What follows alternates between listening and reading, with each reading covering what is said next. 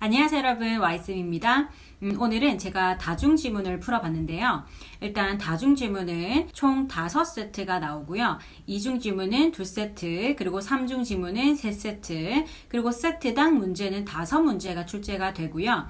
그럼 세트당 시간은 5분으로 잡고 문제를 푸셔야 되고, 3중지문이 2중지문보다 훨씬 더 어렵고 그런 것이 아니기 때문에, 즉 3중지문이든 2중지문이든 똑같이 5분을 잡고 문제를 푸셔야 됩니다. 그럼 문제를 풀다 보면 문제가 쉬울 때가 있겠죠. 그러면 2분이나 4분 안에 문제를 다 푸실 수도 있고, 그리고 문제를 풀다 보면 더 어려운 경우가 있는데요. 그러면 6분이나 7분까지 문제를 푸셔도 되니까, 즉 평균 5분이다 라고 생각하시면 되고, 그럼 다중지문을 다 풀고 나면은 총 25분인데, 만약에 문제를 풀 때 평균적으로 문제가 어려운 경우는 25분보다 훨씬 시간이 많이 걸리겠죠. 그러면 파트 5에서 우리는 시간을 단축시켜 놓아야지 문제를 덜 풀고 나오는 그런 사태가 벌어지지 않겠죠.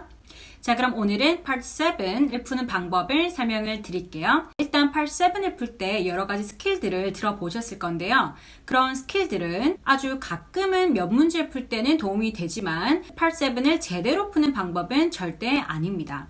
예를 들어 우리가 아는 몇 가지 스킬들, 고유명사 같은 경우에 먼저 본문에서 다 체크를 한 다음에 문제를 푼다든지, 그리고 어떤 특정 문제는 어떤 특정 표현을 찾아라 라는 그런 힌트들 같은 경우에는 전체적으로 파트 7을 빨리 정확하게 다 맞을 수는 없겠죠. 즉 파트 7은 전체적으로 지문을 잘 파악하셔야지 곳곳에 숨어있는 힌트들을 놓치지 않고 정확하고 빠르게 문제를 다 푸실 수가 있습니다.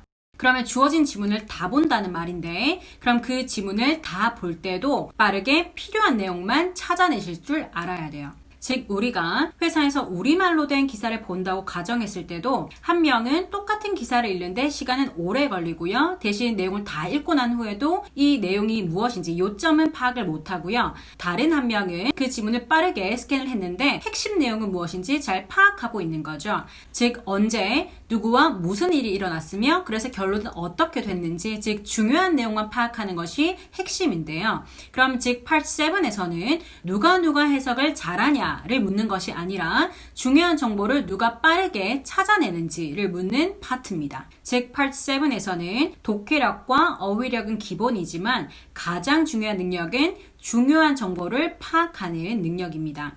그럼 문장을 다 보면서도 정말 핵심 내용이 무엇인지를 표시하면서 문제를 푸셔야 되고요. 그리고 중요한 것은 문장을 해석하실 때 이 내용이 무슨 내용인지를 이해하면서 문제를 푸셔야 돼요. 해석은 하는데 뭐라고 하는지 이해를 못하면 어떻게 되죠? 봤던 글을 또 읽고 또 읽게 되죠. 즉 글은 딱 한 번만 본다라는 생각으로 차분하게 내용을 이해하면서 글을 보셔야 됩니다.